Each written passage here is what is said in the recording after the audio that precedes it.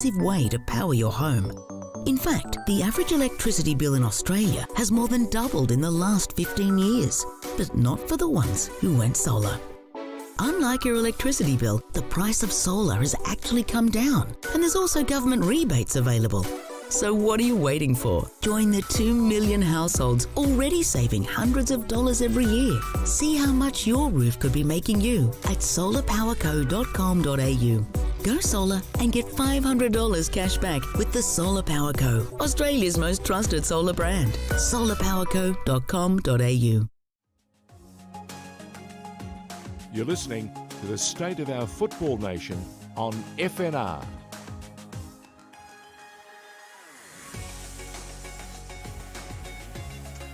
George Danikian, Josh Parrish in the chair. Another Zoom episode of State of Our Football Nation on FNR. Absolute treat for us to have a number of special guests in this particular hour. And we start off with none other than the man from Football Australia. He's the head of commercial and events. His name is Tom Rischbieth. Welcome, Tom, and delighted to have you on board. Thanks, George. Thanks very much for having me, and good to be here.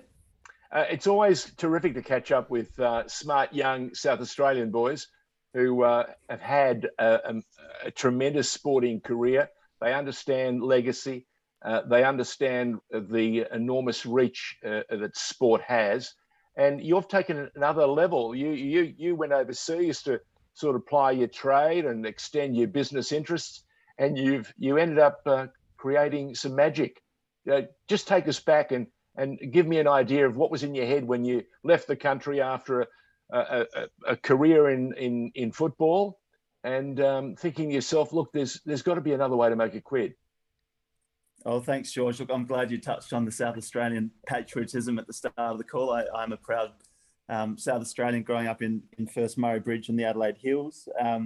I actually played Australian rules football as a kid and spent a lot of time playing that game, and went to university, did a law commerce degree, got a job as a lawyer, but always had in my head that, I love sport, so working in sport would be pretty cool. Just didn't really understand how to necessarily do that. But I in my role as a lawyer at Minter Ellison, sort of came across a few people and was starting to think, maybe I'll try and get an in-house lawyer job at a sporting organisation and do some tribunal stuff, and wouldn't that be fun? But I got a very lucky break, to be honest. I ended up going over to London to join Judith Griggs, who's actually my aunt, but also worked for a long time in Formula One. And I always knew that I had a family member that worked in Formula One, and I thought that was pretty cool, but didn't spend a lot of time with Judith sort of professionally. But at a fortunate lunch meeting, when she came back to Adelaide for a week in September 2013, we had a chat about life and career paths, and she also began her life as a lawyer, and I told Judy what I was sort of planning to or thinking about doing, and she rang me back a month later and said, well, how about you move over to London and help me start up a sports rights business. So I didn't really have any idea what that meant, but it sounded like a wonderful opportunity. I looked at my girlfriend at the time and said, what about going over the other side of the world? And we landed in the UK back into 2013. I worked with Judith for nearly 7 years. She started a business with another gent, an English gent who'd worked in music and entertainment, and I had a incredible education in sport, music, entertainment, commercial rights, working across a whole range of different industries and different countries and different regions, and started off, rocking up with not a lot of an idea of what was going on, but just listening to others in meetings and sitting there and biding my time and absorbing, and ultimately felt that I got a really good grounding in sport and entertainment, and ultimately we made the decision that we want to move back to Australia. My wife and I have got a young family, and was keen to work in a sport that was global and local, and the biggest and best one of those is football, and I was very fortunate to land a role at the FFA. Listen, that journey that you just took us on is one that mirrors so many other wonderful, smart businessmen and women who've taken a similar path. But you grew up in South Australia. You knew the power of Formula One. You had seen how it had transformed Adelaide at the time. when it came, and it woke Australia up to motorsport in a way that it hadn't happened for years. I think Brabham, the great world champion driver, was the last person who had excited Australians. But when the Grand Prix came to Adelaide, the possibilities for business and events just exploded, didn't it? And you were right there as a youngster watching those possibilities. Absolutely right. And I think that's the beauty of sport, right? It attracts global eyeballs. It's major events, major sporting events capture the world's attention. And whether it was when Adelaide proudly had the Grand Prix and then it's moved to Melbourne, and actually Judith, who I work for, she was the CEO of the Australian Grand Prix Corporation when it moved to Melbourne. And one of the first things that she and Ron Walker did was paint the word Melbourne on the top of the pit building. And no one had really thought of that before, but you've got a global broadcast going out to the world, and that's, at that point, free advertising. And I think, that is the beauty of sport globally. We've just had what was an absolutely incredible Olympic period after, a horrible, incredibly difficult, emotional, physical, mental time for so many people around the world. And there was a lot of conversations around whether or not it should happen. But certainly in Australia, I know it brought so much joy to people to be able to tune in and watch these inspiring athletes in the Olympics and Paralympics. And it was certainly incredible from Football Australia's perspective with the performances of the Oileroos and the Matildas. But sport is just unique. And whether you're an athlete, whether you're working on the business side and the media side and the whole high performance side, I think it also attracts a really incredible group of people that are passionate about it. And I certainly love working in this industry. And you're right there with the pause button and the press button ready to go, because in less than 2 years, we've got a World Cup coming down under. Yeah, it is incredible how sort of quickly we've moved from prior to the bid happening. And as you said, George, we're less than 2 years away, and it's all starting to happen at warp speed. The FIFA Women's World Cup 23 entity and sort of hiring process is going ballistic. I know that Jane Fernandez, who was previously on the Football Australia team, who's now Chief Operating Officer for the World Cup entity, is, I think, getting hit up by about 5,000 people a day looking for jobs, which is unsurprising. But it's such a major opportunity. And look, we see it as, it is going to be the biggest moment in Australian sport since the 2000 Olympics. And what we at Football Australia are hell-bent on making sure comes of it is that it has a really long-lasting effect on the game. And we're doing a lot of work on legacy for that World Cup to make sure that the game of football for men, women, girls and boys is really put in a great spot for 10, 15, 20 years after this event in 2023. But it's so exciting for so many people that have worked for so long in the game to have it coming here. It is a bit scary. It's less than 2 years away.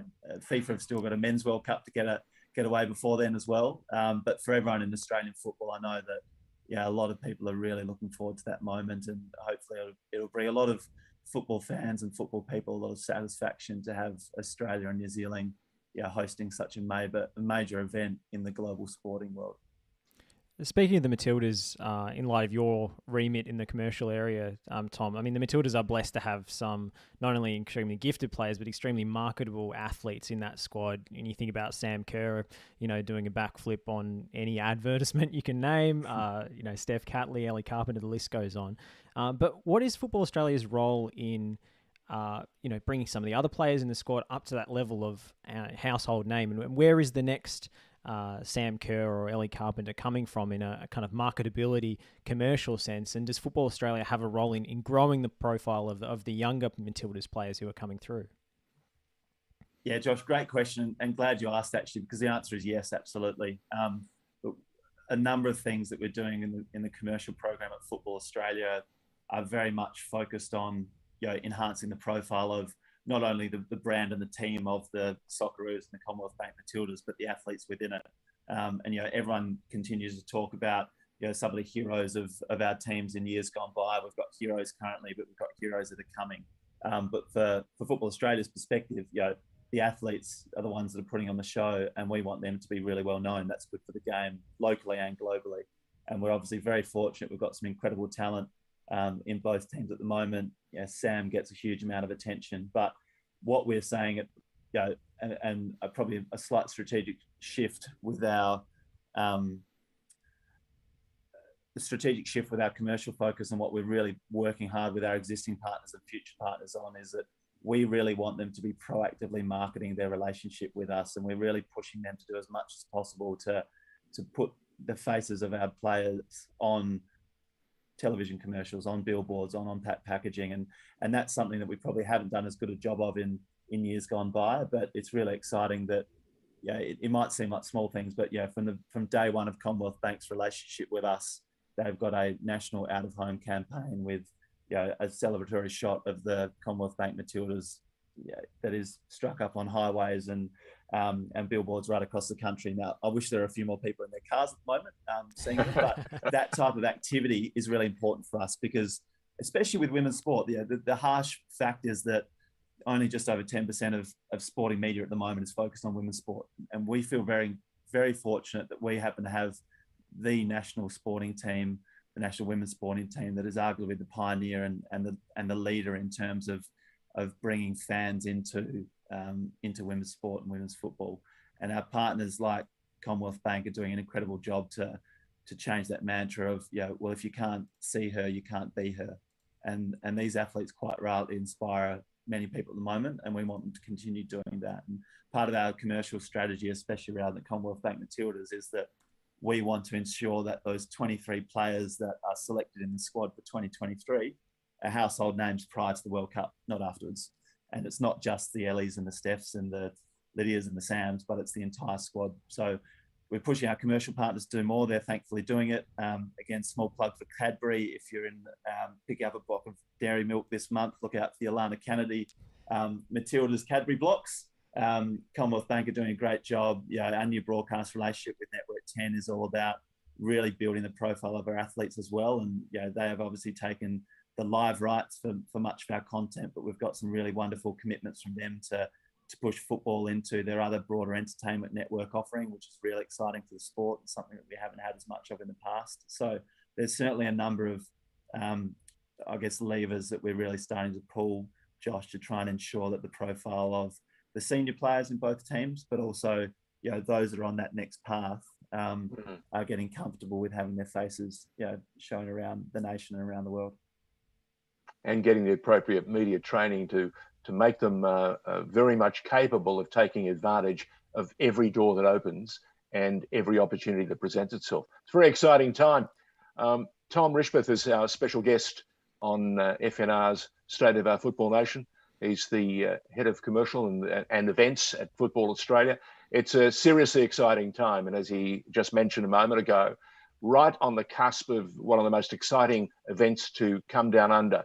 It'll be one shared by Australia and New Zealand. And already we're hearing from men and women just how excited they are that the World Cup is coming down under. And we'll be talking to a young woman very shortly who's at Melbourne City. And she's had a bit of a scare with a sporting injury, but she's on the comeback trail and she's fired up, and she'd love to be in the reckoning when the time comes and they select that final squad for the Matildas in 2023. Absolutely. We're going to be talking to Chelsea Blissett very soon. Last one for you, Tom, and it's a nebulous question, I know, but it's all our listeners seem to want to know about. National second division this, national second division that. I won't ask you whether it's happening or when it's happening, because that's not your remit. But what do you think of the national second division as a proposed kind of commercial product? How do you sell that to a corporate audience? Because there's a real old school element to the NSD, and I think that obviously we keep hearing it needs to be commercially viable. But what does that actually mean from your perspective? Yeah, Josh, great question. Look, I know the National Second Division is such an incredibly passionate area of focus for so many football people in Australia. I think it's an interesting question. As you said, the reality is that sporting competitions need to generate revenue. You need to have fans attending. You need to make sure that the numbers stack up from an early start to make sure that we can have long-term success. The way I probably look at it is that there's a couple of other things that have been happening in the game in the last 12 or 18 months that are quite important as well. And obviously, the unbundling's occurred, and what that allows is that there's different roles and responsibilities in the game now, where APL can really focus on driving and lifting the professional leagues, and they're going to do a great job with that. Football Australia's remit, now allows us to work even more so on building iconic national teams brands, working really closely with the member federations and our community stakeholders. But also, one of the key things that come out of unbundling as well is that the FFA Cup becomes this really important competition that, in my mind, has been incredibly important, but to an extent has probably not been able to have the attention that it could have because of the construct of how the game was run and administered. So, Football Australia is putting an incredible amount of work into lifting the FA Cup and making it what should be, it already is the most significant grassroots professional sporting competition in this country. It's a huge funnel of football fandom. It's something that football fans love, that cup knockout competition that's known around the world. It's really exciting. Network 10 have bought into our plans to grow the FA Cup. And I think there's also some linkage there because it is obviously the current link between the professional leagues and NPL and other clubs. And, plans to lift the FA Cup hopefully also allow us to consider, how best does the national second division fit in within the football framework? But I think the plans and work that we're putting into the FA Cup as well, and growing the profile and the commercialisation of that competition also help us consider how a possible NSD might work as well. But there's certainly a lot of goodwill in the game to make it to make it happen. We obviously, as Football Australia, need to make sure that we're considering all stakeholders' views and make sure that if it is going to happen, it's done in the right way. But it's definitely something that's it's been fascinating for me in my short time in the game for 18 months to learn more about, understand different stakeholders' games. We've had some great discussions about it, and I'm sure it will continue. And I know you've got an incredibly loyal and passionate fan base listening in as well.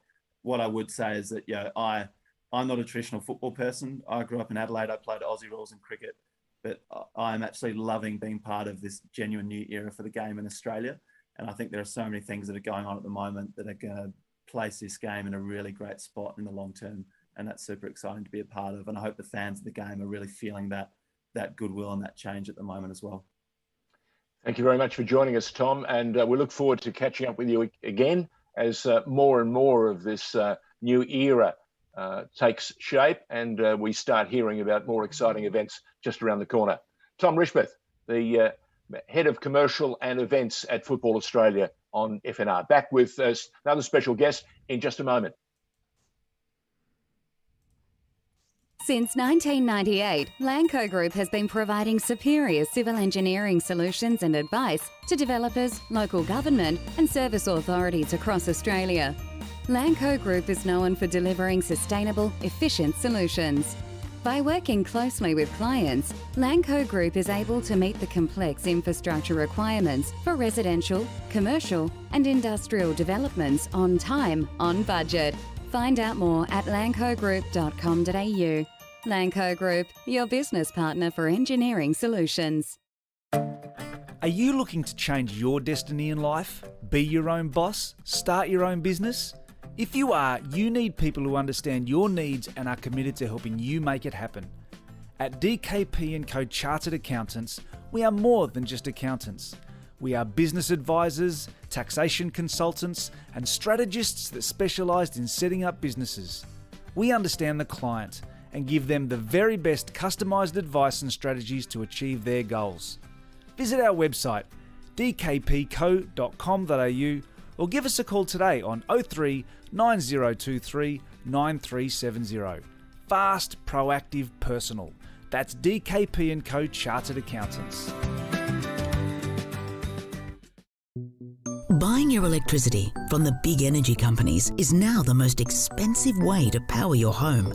In fact, the average electricity bill in Australia has more than doubled in the last 15 years, but not for the ones who went solar.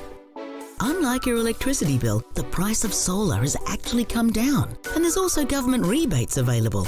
So what are you waiting for? Join the 2 million households already saving hundreds of dollars every year. See how much your roof could be making you at solarpowerco.com.au. Go solar and get $500 cash back with the Solar Power Co, Australia's most trusted solar brand. solarpowerco.com.au. Are you looking to change your destiny in life? Be your own boss? Start your own business? If you are, you need people who understand your needs and are committed to helping you make it happen.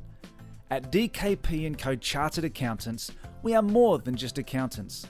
We are business advisors, taxation consultants, and strategists that specialise in setting up businesses. We understand the client and give them the very best customised advice and strategies to achieve their goals. Visit our website dkpco.com.au or give us a call today on 03 9023 9370. Fast, proactive, personal. That's DKP & Co Chartered Accountants.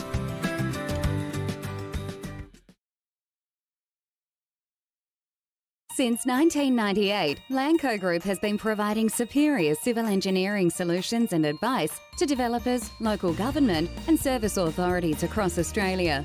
Lanco Group is known for delivering sustainable, efficient solutions. By working closely with clients, Lanco Group is able to meet the complex infrastructure requirements for residential, commercial and industrial developments on time, on budget. Find out more at lancogroup.com.au. Lanco Group, your business partner for engineering solutions. You're listening to the State of Our Football Nation on FNR.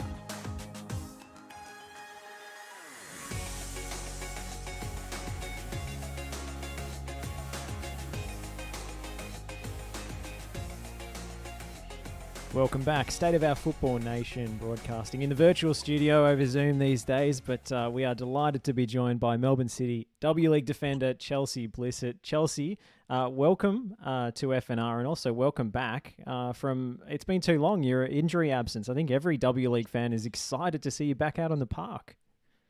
Oh, well, thank you for having me. And I'm actually excited to get back out on the park too. I've been itching for a little while now. Tell us about the injury and your comeback trail. Josh, there's only one problem.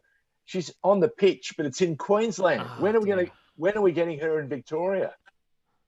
Soon. Pre-season starts soon, and I'm in talks with the club at the moment about coming down. So I'll be back in Victoria soon, so that'll be good.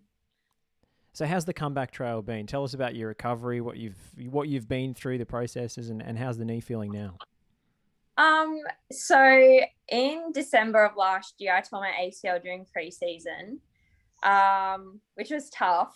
It's just one of those things, I guess, you never really think as like an athlete, that's like the risk of playing. But I guess when you're feeling like really good and feeling really strong, it's kind of something that doesn't really cross your mind too much that you're going to do.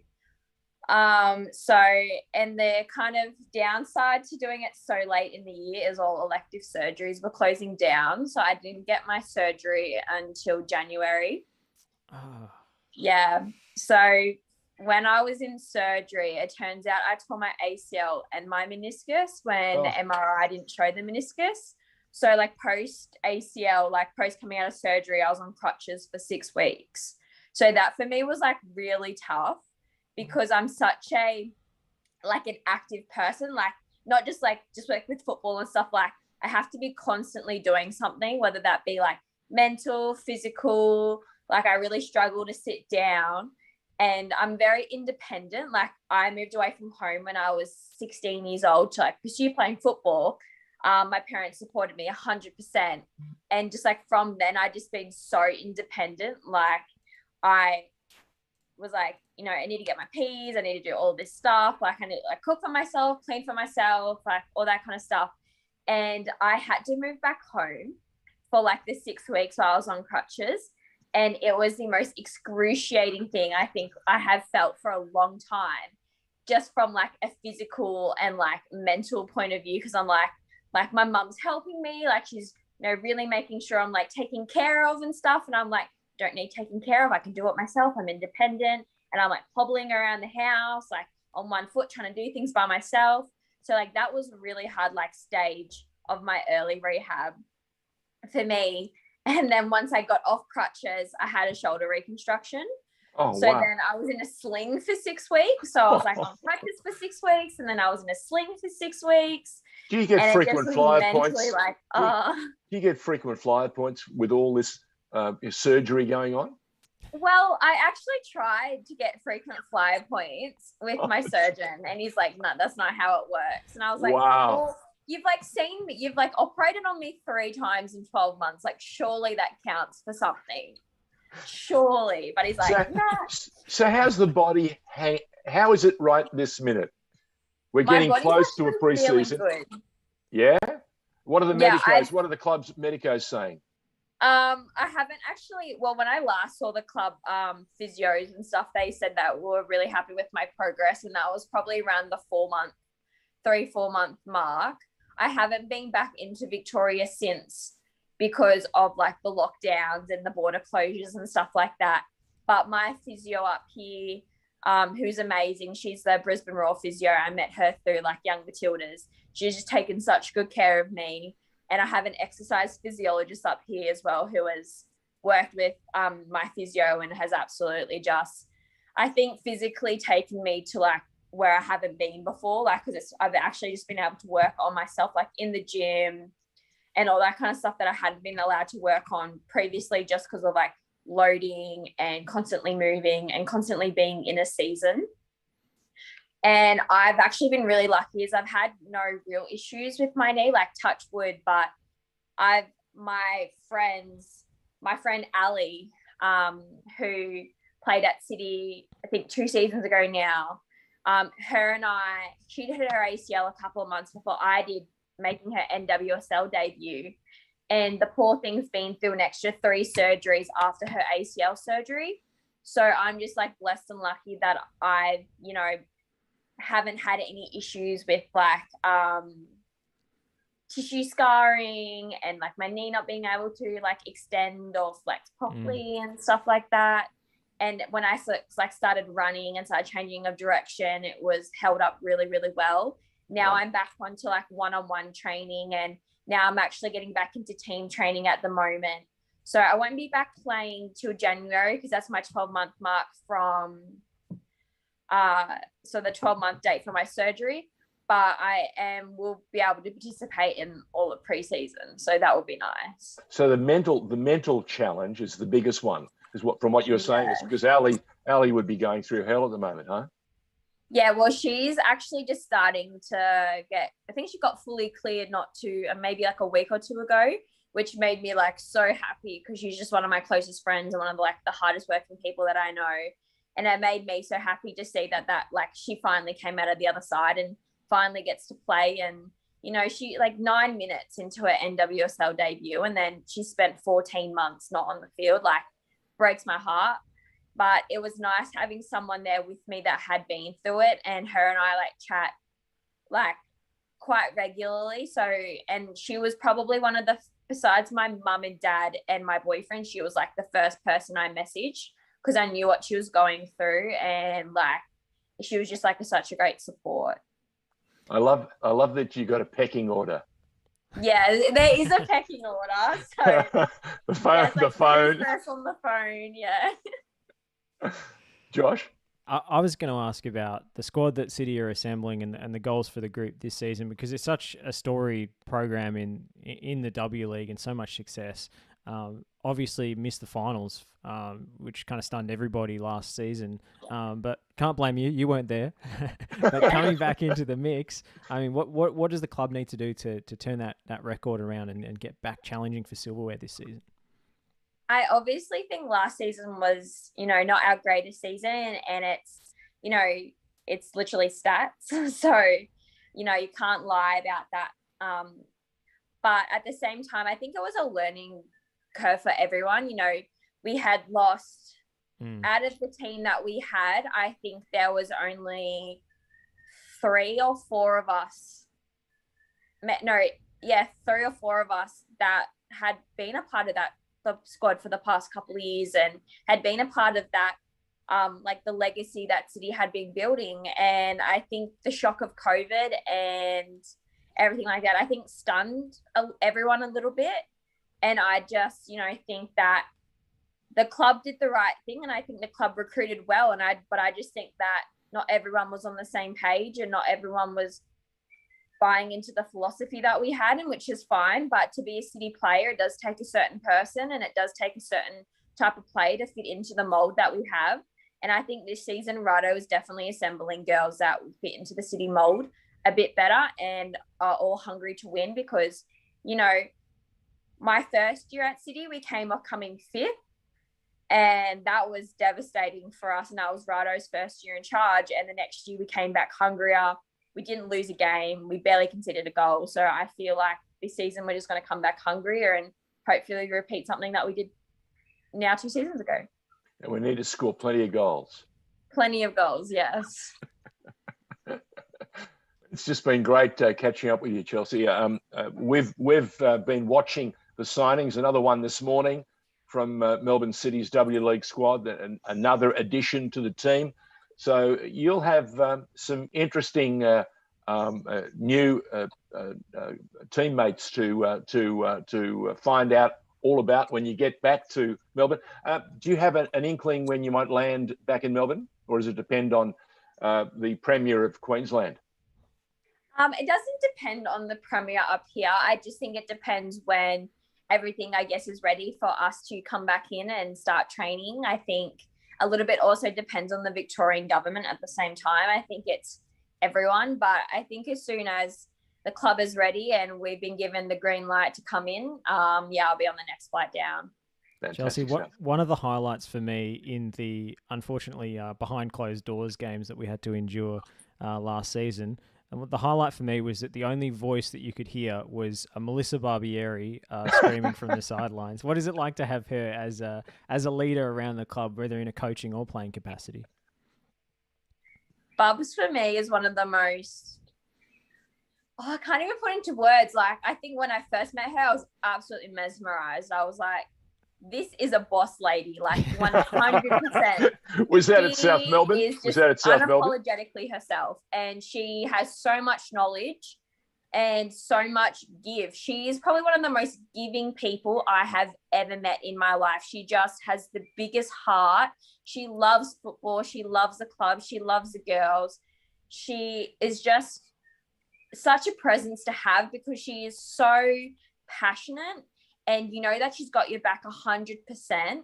And she's just got so much knowledge to share and so much to give to everyone. And I think that's a person that you need around the club, someone like that. Oh, yeah. And ever since I've known her, since I was like 18 and first coming through and trialing and getting signed, and she made my first W League game so special. Like, she made sure that she took a photo of me in front of my shirt and made sure that she was just giving me the utmost, like, best advice and then just encouragement. And she did the exact same for me when I did my ACL. And she, you know, anything I needed, she was there. And she's such a positive light at City. And I'm just so glad that, one, I've got to meet her and be mentored by her, but get to know her as a person, because she's probably just one of the best people I've ever met. Great stuff to hear. Great stuff to hear. Affirmation. Josh? I think we'll leave it there. Chelsea, thank you so much for making the time to join us, and we look forward to seeing you out on the pitch again. You've got such a career ahead of you, and whatever happens, we know Bubs will be yelling instructions. Oh, yeah. 100%. She'll also drive you to the new training grounds, because you got a new base down there. Yes, we do now, out at Casey. So it's excited. I'm really excited to see it. I haven't seen it yet, but you know, a new home, fresh start, and hopefully a really good season. All the best, Chelsea. Thanks for joining us. You. No problem. We'll take a break. Back with more in a moment. Yes, Phil Zabaks from Peninsula Power is going to join us ahead of the FFA Cup game against Brisbane Roar next week. So stick around for that. Buying your electricity from the big energy companies is now the most expensive way to power your home. In fact, the average electricity bill in Australia has more than doubled in the last 15 years, but not for the ones who went solar. Unlike your electricity bill, the price of solar has actually come down, and there's also government rebates available. So what are you waiting for? Join the 2 million households already saving hundreds of dollars every year. See how much your roof could be making you at solarpowerco.com.au. Go solar and get $500 cash back with the Solar Power Co, Australia's most trusted solar brand. solarpowerco.com.au. You're listening to the State of Our Football Nation on FNR.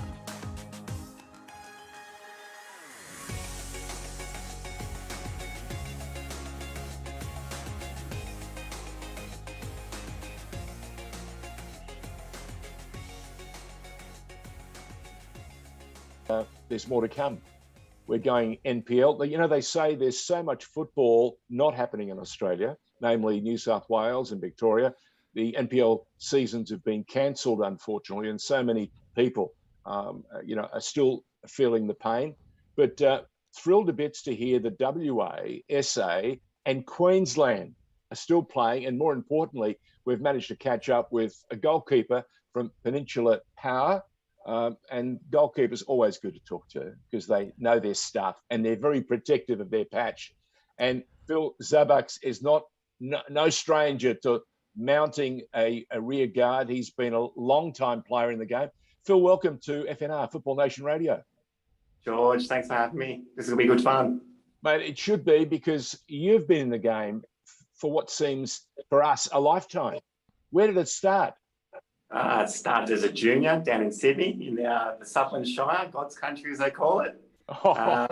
Yes, I know, I'll take some flack for that. But didn't really start playing at a decent level till, teenage years, and then worked hard and like everyone should to get to the top, and have thankfully had quite a blessed career with a couple of hurdles along the way. Were they injuries or were they family commitments and job and things like this that get in the way occasionally?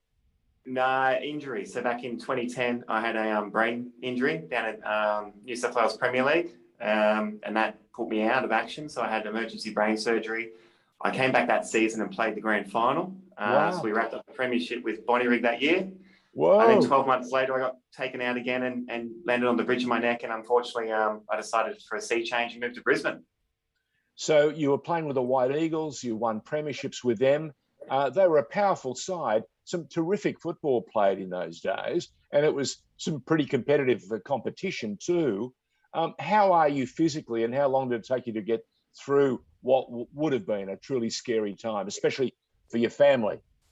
Yeah, really scary. I had the easy job. I just went I essentially passed out, went to a coma, and then I woke up and I had needles in my arms and back of my head. And yeah, it was a hard process. I lost about 12 kilos, which is a lot for me. But football was part of the recovery and journey, and helped me get back on my feet within, I think, 10 weeks. I was back playing again, which was great, with the support of family, friends, loved ones. The football community rallied behind me, which was fantastic. And it's helped me along the way since moving to Brisbane. I've we talk about men's mental health, and I have retired from the game multiple times and come back, and that's just for me to clear my head, because football to me is a sanctuary, and everyone understands that, especially for males, it's great to have that camaraderie to just turn up and be loved.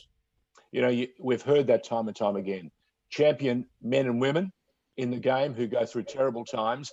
The only safe space for them is the pitch, is the game. Yeah, correct. And also we must not forget the lure of the game, the lure of the challenge, the lure of the duel. That is something that never leaves us if we're football people. I know that I've been a long time retired, and it wasn't what I wanted to do. I'd want to still be playing, but there comes a time when the body says, I can't do it anymore. So how are you feeling? Young, 38 years young, Phil. Feeling good. Getting back into fitness. I think, like you said, George, everyone wants to retire on their terms. That's the goal. But for some of us, it doesn't happen. Injury takes it, family commitments, job, coaching, politics, unfortunately. You just don't know when your last game is. And thankfully, I've been lucky enough to play in some fantastic games and, achieve some amazing things in my career, which I'm extremely proud of. And I'm not willing to give that up yet. So feeling fit, feeling healthy, and training hard because I know these chances come around almost once in a lifetime. Thankfully, this is my second opportunity playing a round of 32 and against an A-League opposition. So looking forward to the challenge, as most goalkeepers do, right? Yeah, absolutely. Josh is a commentator, he's a referee, and he's also a football fanatic, and he's got a couple of questions for you as well. Yeah, Phil, I mean, you mentioned this is your second time around up against an A-League opponent or on the national stage. Tell us about the first time and what have you learned from that experience? So it was with, back in 2015, we went down to Adelaide for the round of 32 and beat Croydon Kings away. That was fantastic because we got to experience that hostile atmosphere. So we got away with a 2-1 win, and then we played Perth Glory down at Perry Park in the round of 16, and we took them all the way to extra time. The boys still talk about it today. They're like, oh, what if we did this? We could have done that. But that's the beauty of the game, that you get no second chances. So you just got to throw it all out there. Worry about, no worries, not a care in the world. If you prepare well and you just turn up and you focus for 90 minutes plus, you give it your best shot, and you see what happens. And coming up against Brisbane next week, I mean, you've had a pretty incredible season with Peninsula Power. So the form seems good. All signs point in the right direction. Look, we take every game as it comes. I know you can look at the next 90 minutes. So we've got a challenge on the weekend to focus on the NPL and continue to do well there. And then we'll turn our attention to Tuesday night's match against the Roar and, prepare well, do what we need to do, hang out with the boys and get ready for, what hopes to be a David and Goliath battle. Speaking of Davids and Goliaths, have you been watching some of the international football over the last couple of years? I have. It depends what game you're talking to specifically. I'm talking about watching some of the big games and some of the big goalkeepers who have got enormous profiles and still persist in doing some stupid things. Jordan Pickford almost gave a goal away this morning playing against Poland in Poland. And I'm thinking to myself, what part of don't you get that, Jordan? The penny doesn't drop for some keepers. What do you think at that moment? You biting your teeth, or you're saying, "Oh God"? It's difficult because as a goalkeeper, you make a mistake and it's magnified.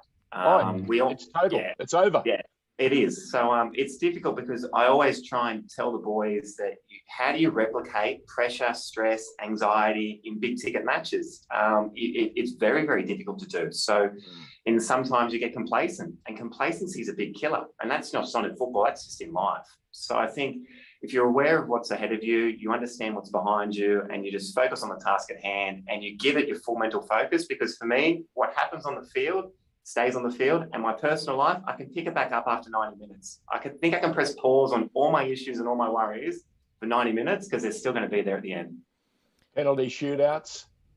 Love them. Yeah, why not? Give it to me. Let's go. Let's go to a shootout on Tuesday night. Oh, great stuff. I love it. Josh? Yeah, I just wanted to ask you about, putting your body on a line as a goalkeeper. Has your approach changed at all since those injuries, or can you not afford to think like that? That's a very good point. So I try not to think about it. I trust my body. I had a neurologist tell me that I could play again. And that's why I wear the headgear, just to stop any sharp knocks. So it's the Petacek style padded helmet? The Petacek helmet. Some people say it's to protect other players, but I've never headbutted anyone. So let's just hope I keep that record intact. But it's once I'm on the field, the focus as a goalkeeper, you can't pull out. It's just the number one rule. You've got to go for everything. You can't pull out. You can't be weak. And I think if a striker doesn't want to get involved, they'll pull out themselves. But for me, I think everyone knows that what my commitment gives and what I'll give to the sport. So it's a case of, if you're going to get hit, you're going to get hit, but you do it for the love of the game, and it comes with the territory. Has your training changed accordingly over the years? It has. I don't do so much of the heavy body work or the dynamics of diving for a lot of top corners or the rest. I'm very much manage my body and read the game extremely well, which is exciting. But most of the time, I just want to work on that sharpness, good hands, good feet, understand the movement of the game. It's a quick game, and obviously, the older you get as a goalkeeper, you have to be a little bit smarter because you lose that initial quickness off the mark. Not by much, but it is a game of centimetres, as we know. Feet work or footwork should be the premier thing that drives you to wherever you need to go, because if you're balanced, then you're in a position to make the decisions, and that's the last thing a goalkeeper wants. is to be in a situation where he can't make a decision. Absolutely. Yeah, absolutely. I think it's one of the most underrated skills as a goalkeeper, or not focused on enough, is you got quick feet. You can step across and catch the ball, and you can dive for the top corners after that. Yeah. Your not-so-secret weapon at Peninsula Power is that man Andy Pengelly up front, the premier goal poacher, maybe in the country at NPL level. The stats speak for themselves. It's outrageous. What's it like testing yourself against him at training when he's aiming for the bottom corners? Yeah, we have some colourful words, more so me than him and me. But yeah, it's good fun. I mean, I haven't played at an NPL level prior to the last season for many, many years. So to step back into it and actually want to get to the best, you've got to test yourself against the best. It's the only way that you can measure yourself. So at training, we've got a great squad all around. But yeah, Andy up front, for me to stand him and look him down and go, mate, I've got this one, just to G him up and see him get a little bit hot under the collar. Absolutely. Every day of the week, I love to give a little bit of a jab to him. But he generally comes out on top, let's be honest. Phil, just before we leave you, your football heroes, your goalkeeping heroes, who were they? And do you still have a favourite right now? Oh, heroes is a really tough one, George. I think that I've said in a previous interview that if I was to have a hero, I'd actually like to just focus on myself and who I am. Yeah, and I believe I believe it just comes down to understanding who I am, where I've been, that my hard work has come from commitment, dedication, support of family and friends, and that I've got to the level I've got to, not through handouts, which does happen in football. And unfortunately, for my deck, it wasn't stacked that way, but it's no excuse to not get me to where I've been today. So, yeah, I look at people like the Buffons of the world and the Schmeichels and, you know, their resilience and dedication to the sport at the age they play. It's phenomenal. Like, it really is. As an athlete, Roger Federer, I think he's extremely calm and well-mannered, and I've tried to replicate that in my career, that if I win or lose, I still will congratulate the other team and congratulate the players regardless of the situation. So stay very, very level-headed, but then you also get that controlled aggression on the field that I'm still here to win. I love winning trophies. I'm extremely selfish that way. And yeah, there's a limited time frame on it, so why not? If you look around the world, the great players who have survived and who've made quite a substantial career, the thing that they never forget about and will always tell you that they want to the very end to be as selfish as possible, to keep winning. Derek Jeter, the famous shortstop for the New York Yankees, who's in the Hall of Fame, said that's the thing he wanted to be, the most selfish player, to keep winning. And Michael Jordan alongside him. So you're in good company. Keep winning, keep firing to be the best, and that's a great driver, fantastic driver. And all ready for your next game. I like the fact that you want to take it to extra time and, in fact, penalty shootout. Mate, I'll be watching the stream. I'd love to score the winner, so we'll see. Oh, do you take penalties? I've taken them before, yes, and I do back myself. Nice. It's all up here. Yeah, Josh is listening now. This is good. I love a goalkeeper taking penalties. Do you have the license to go forward for a corner if it demands in the last minute of a game? I don't know if I've got the license to do it, but I'll make that executive decision myself. No. He can't head the ball. No. He's there for top of the box for the volley, George. Of course. All right. Phil, it's been a lot of fun, my friend, catching up. We'd love to hear more from what the NPL is doing in Queensland. And in fact, one of the things at FNR we do each and every week on State of Our Football Nation, or as we call it, SUFN, we talk about the game in WA, in Queensland and in South Australia, because that's the only place they're playing at the moment. And of course in Tassie. But it's been a huge shock for all those volunteers, those club men and women in New South Wales and Victoria, who have had to do sit there and wait and finally find out that their seasons were cancelled. You're still fighting. You're still playing. We wish you every success. Thank you.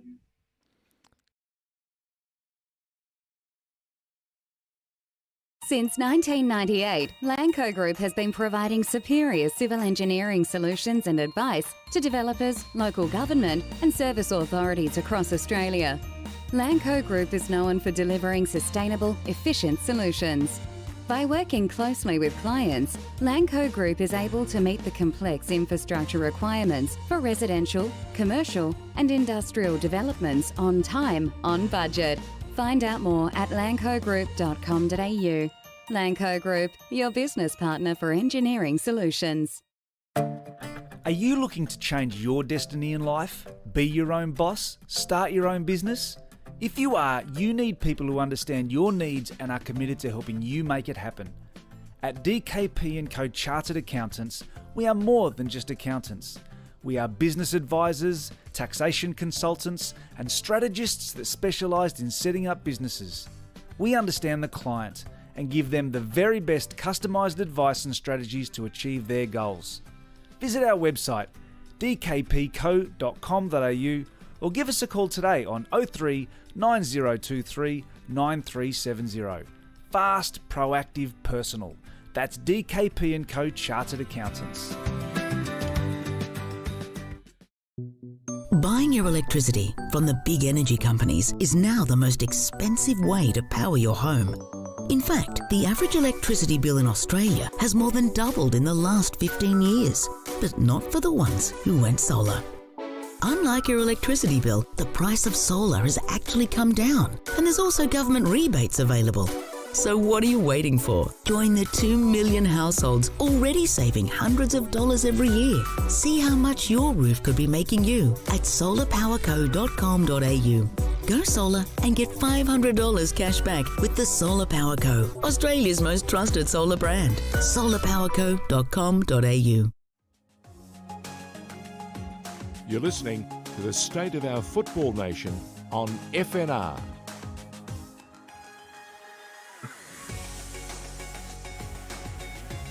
Big program on the State of Our Football Nation on FNR. George Danikian along with Josh Parrish. We've had a chance to talk to the head of commercial at Football Australia, Tom Rischbieth. We caught up with one of the youngsters at Melbourne City, the W League side, a defender who's coming back from injury, and she's fired up and looking for a new year and a new season, and looking to get a clearance from Queensland to come to Melbourne to start training with the rest of the squad. But we thought we'd go back to Queensland and catch up with Simon Smale to find out a bit more about the NPL, the fact that Queensland has actually got a competition and still running, and of course the FFA Cup, which both Josh and I absolutely love and have loved from the inception. Simon, welcome to the program, and more importantly, how much fun is it watching the football at home? It's not been too bad. Thank you, George. Thank you, Josh. We've been so lucky up here in Queensland. We've been lucky throughout this entire pandemic, to be honest. We got through a whole season last year. We had that finish on a high, really, with the New South Wales versus Queensland games at Perry Park in, I think it was December by the time we got that season completed. And we've only had one real disruption here over the last month or so. So the teams did have a month off. But we've got a really exciting finals race. There's 7 teams all going for the top 4. And we've got some FFA Cup football. And like yourselves, is a competition that I love, can't get enough of. And so I'm really, really happy that we've only got to wait a few more days before we get some football taking place up here in that competition. An opportunity to catch up with some rough diamonds who lurk in the FFA Cup in the lower tiers. And you think to yourself, you see them play and you think, why are they not playing in the higher leagues? Because they've got the skill and the smarts, and some of them have some real demeanor about them, very low heartbeat. Nothing much phases them. It's exactly right. And I mean, the big key game that we've got up here in the FFA Cup is Peninsula Power from Raw, and we should be seeing a couple of real diamonds. I wouldn't even call them rough diamonds. I'd just say they're pretty fully formed. Andy Pengelly just can't stop scoring. He's still scoring for fun in the NPL Queensland. He's got 22 goals so far this season for Peninsula Power. He is the lead scorer by a long way in Peninsula's season.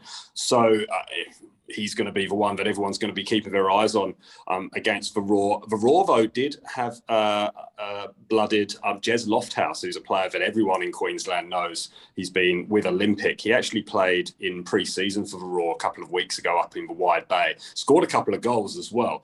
And Josh knows all about Jez Lofthouse. I don't need to explain too much to him, but he is exciting. He is a player that you want to see. And so next Tuesday at Dolphin Stadium, or at Moreton Daily Stadium, I should say, we've got some really exciting players going on. And Peninsula Power, who are the leaders at the moment, having a little bit of a blip in terms of how their performances have been over the last 4 games or so. They've only won one of those with a couple of draws, or a draw and 2 defeats. I still think they're going to give the Roar, who are really early in their preparation, a really tough test. It's going to be a fantastic game, a fantastic way to open the FFA Cup. Is this the benefit then, Simon, of having a guy like Warren Moon in the dugout at Brisbane Roar, given that he knows the landscape locally and he knows the live wire players that everyone's been clamouring to get a professional chance for years? Absolutely. It's the best possible outcome for the Roar, really, to have a coach like Mooney, who has been there in the NPL. He's won the NPL with Lions. He's been involved and embedded in football in Brisbane and Queensland for such a long time. And that's exactly the attitude that they want. It's strategy of getting these local players, these young local Queensland players, and giving them an opportunity to have a go at the higher level. And Jez Lofthouse is a great example of that. We saw it a couple of times last year. Danny Kim getting his opportunity with the Roar. But yeah, there are opportunities, and it gives those players who are doing great things in the NPL a little bit of a carrot. And, I was going to say an orange-coloured carrot. Simon, we saw in the magic of the Cup, the FFA Cup a couple of years ago, or a number of years ago now, it was Bentley Greens against Perth Glory. And by rights, you would have thought an uneven competition, no chance of it being a good game. And it was actually a gripping game played at Bentley's home. And what fascinated me was watching the youngsters in the lower tier rise to the challenge. They didn't win, but by golly, the first 20, 30 minutes, they put it to Perth Glory. And had they jagged a goal or two, there would have been some very interesting moments later in that game. Are we likely to see something like this on Tuesday? Yeah, I think so. I really do think so. I mean, Andy Pengelly had a fantastic season in the FFA Cup 2 years ago with strikers, and he caused all sorts of problems for A-League defence. We've actually got a player playing for Peninsula Power who has experience of playing for an NPL team, beating an A-League club. It was Michael McGowan, who was in that Redlands United team that beat Adelaide United, 2016, I think it was, that season. Wow. So wow. We got some experience here, and absolutely, there is no shadow of a doubt that this is a really tough test first up for the Roar. And again, young players coming through. Pengelly is still young. You've obviously just spoken to Phil Zabaks, who is a more experienced keeper, and Peninsula Power experienced players in their side. I mean, you've got Dan Cunha, already spoken about Mike McGowan, but Jesse Rigby, very experienced, still a young player. He sits in front of that back four. He's going to make it really difficult for the Roar to break through that. And then you've got young player Malachi Love Samira, who's an 18-year-old. He's the youngest ever goal scorer for Peninsula Power in their first team. And he is a talent, and it's definitely one to watch out for if he manages to get on the field up there on Tuesday. Give us that triple-barreled name again. Malachi Samira. Glorious. Fantastic. We love to have a name like that roll off the tongue in commentary, don't we? Yeah, absolutely. And especially when he shapes up to shoot, you can really let the Samira go.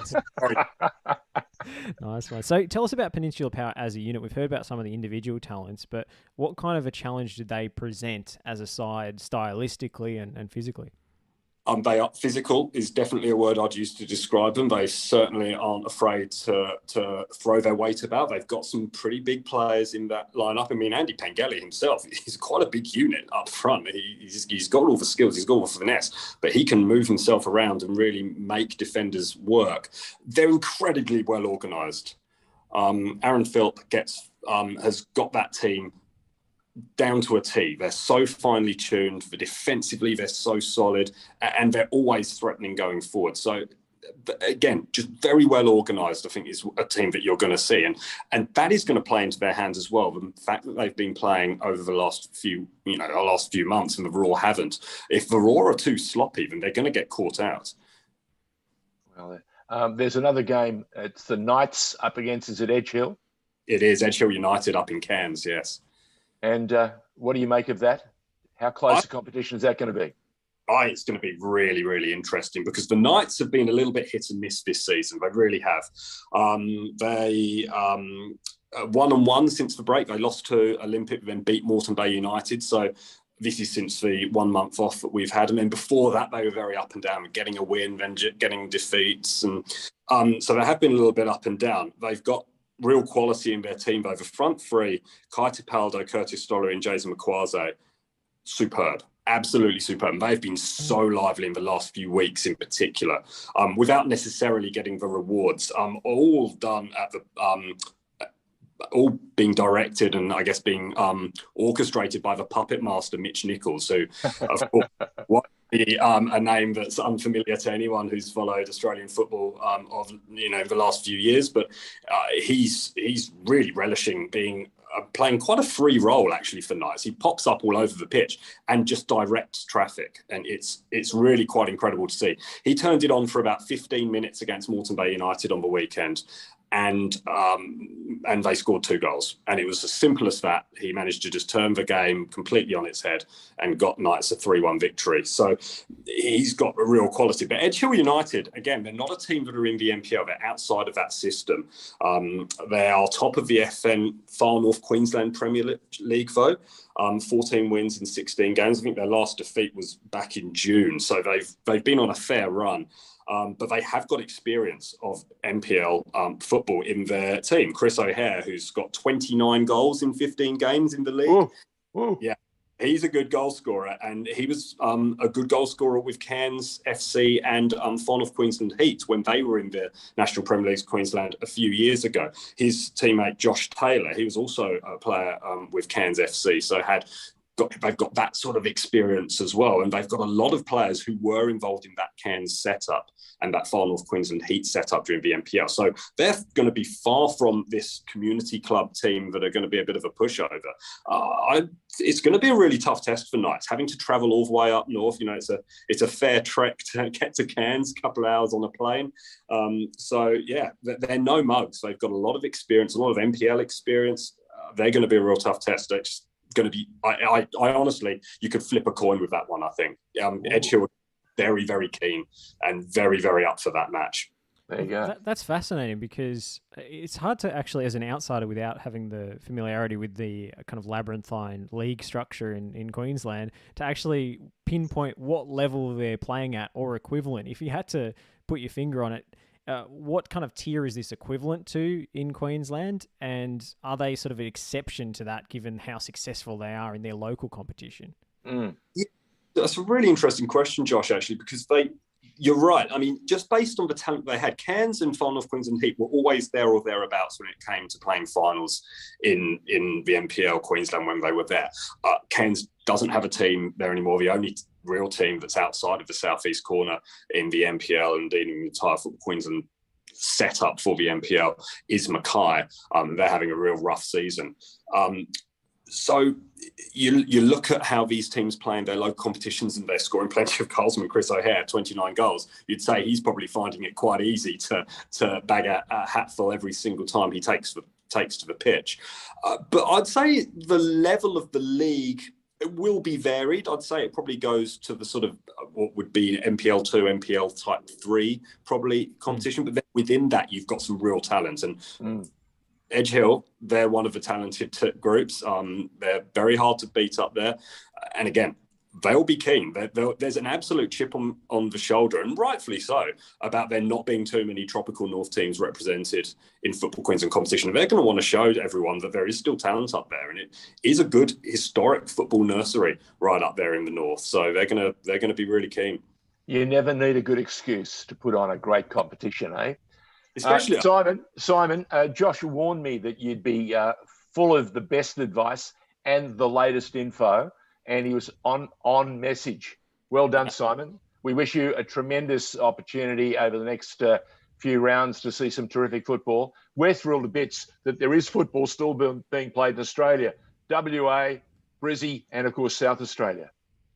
Yeah, we're really lucky. And yeah.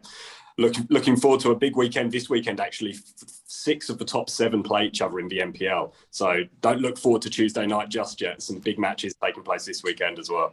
I've got one more for you before we let you go, Simon. What's going on with Scott McDonald and Gold Coast Knights? Is he straight into the dugout? Is this the coaching announcement we all saw on social media and got excited about? What's the story with this? Obviously, a mid-season appointment. And is he already in the dugout? And is he going to be making the trip for the Cup game next week?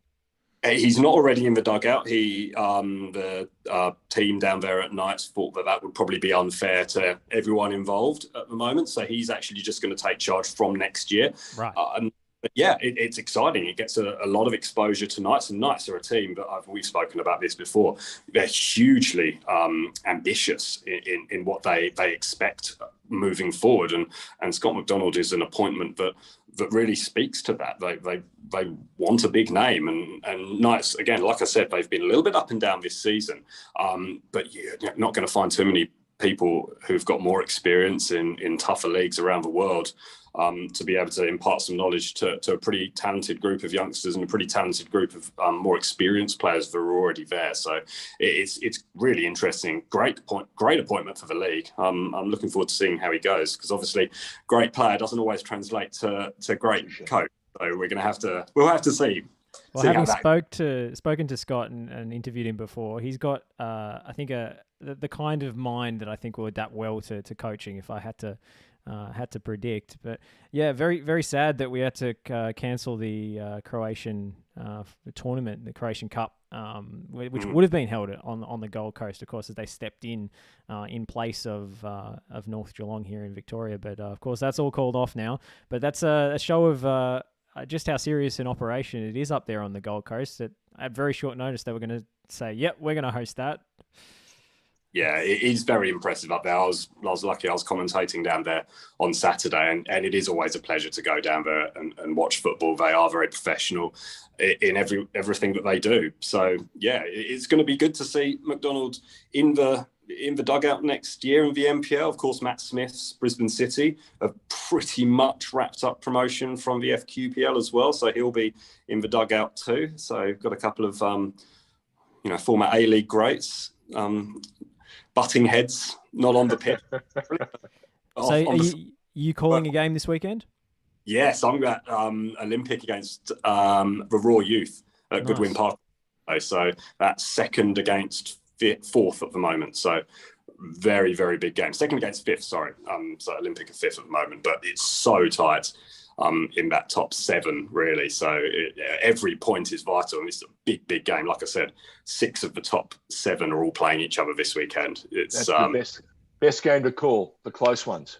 Yeah, absolutely. And they've been playing some great football, both teams. Ben Khan gets Olympic playing very well, and of course, the Raw Youth with Warren Moon. He was originally brought into the Raw to help tidy up the academy. He's managed to do that superbly, and you can see his fingerprints, but it's not to say that the coaching staff at the youth setup haven't done a great job as well, and they are doing a great job.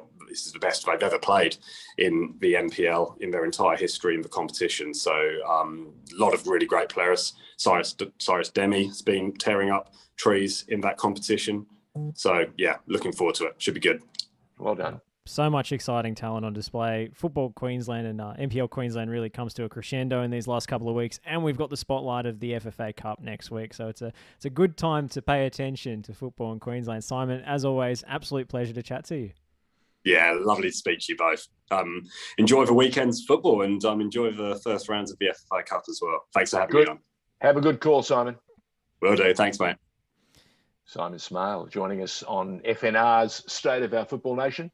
Josh, it's been a busy hour, and we started with someone who's come to the game from a different background, and he's offering a whole new opportunity of taking and bringing new business to the code.